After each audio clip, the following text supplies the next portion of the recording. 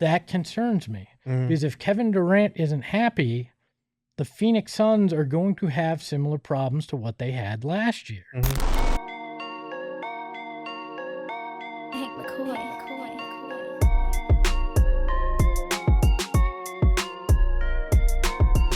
concerned with the Kevin Durant buy-in portion, and there's multiple reasons, but Kendrick Perkins brought up one yesterday, and we have the quote here. He said, quote, Frank Vogel gets fired after his first season, all because a two-time NBA champion, two-time NBA Finals MVP, and Kevin Durant wasn't speaking to the man and listening to Frank for the last 3 months, and all of a sudden it becomes a ripple effect.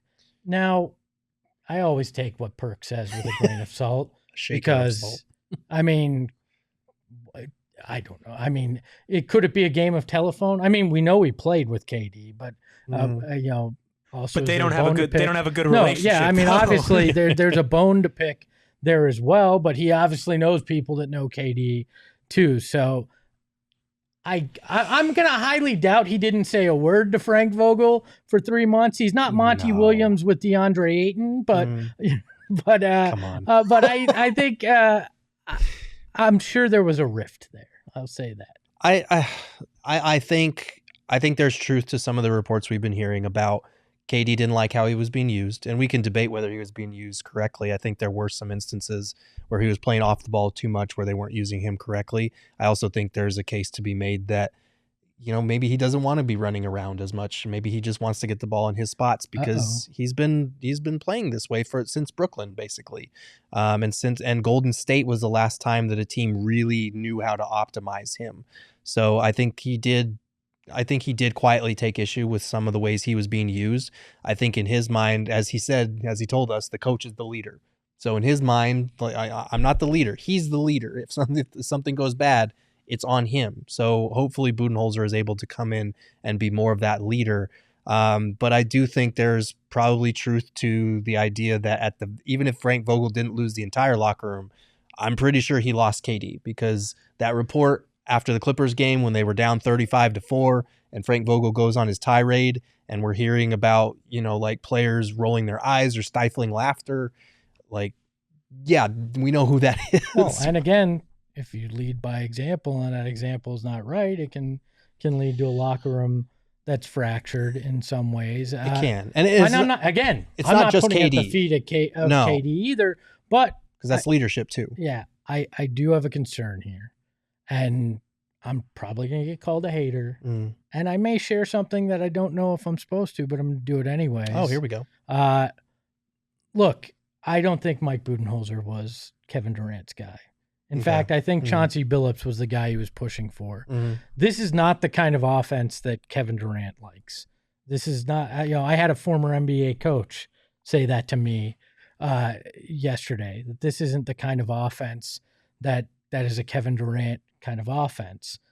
That concerns me because if Kevin Durant isn't happy, the Phoenix Suns are going to have similar problems to what they had last year. You know, and I don't know that you can weather that storm if that's the case, because he is obviously such an important part on both ends of the floor.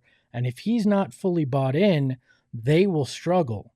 And that makes me wonder what this summer holds and what might or might not happen. And it also is interesting that if he was championing for Chauncey Billups, and it's speculation, I heard rumblings, I don't have anything confirmed, but and he didn't get his guy.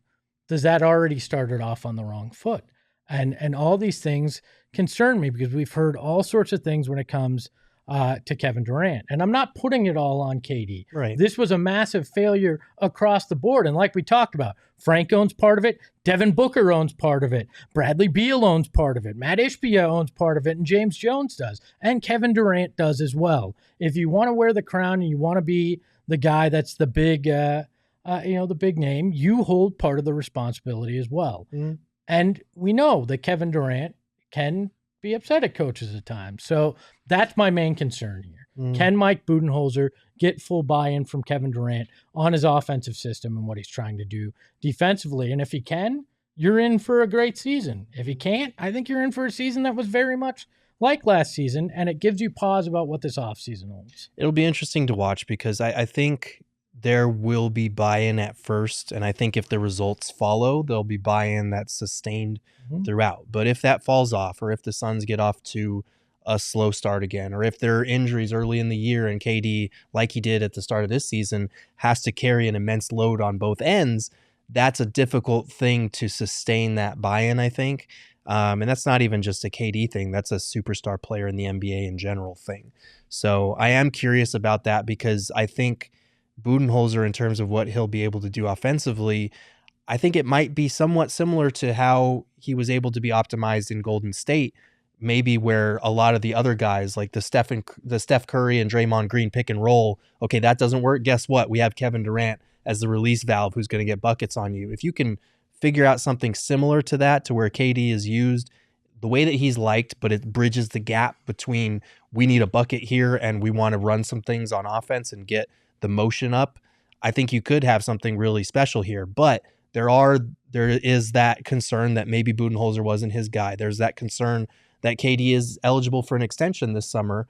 And if the Suns aren't willing to extend a guy who's going to be turning 36 soon for max money for multiple years, does he feel some type of way about that? There's a lot of reasons to, and just looking at the big three as a whole, if you were to trade one of the big three, it's not going to be the face of your franchise who's 7 or 8 years younger, even if he's not the same caliber player as Kevin Durant. And it's not going to be Bradley Beal because he has the no trade clause, and very few teams are going to want to take that contract on anyway. So Kevin Durant would be the most tradable in theory of those three. Hopefully it doesn't come to that. Hopefully there's just buy-in from day one. Yep. And behind the scenes, Kevin Durant's like, yeah, I wanted so-and-so, but we got Budenholzer. I'm good with it, and we don't have to worry about this. But it is something to keep an eye on because we've seen in the past the way that, coaches have cycled through here in Phoenix, in Brooklyn when KD was there. So hopefully it's not an issue.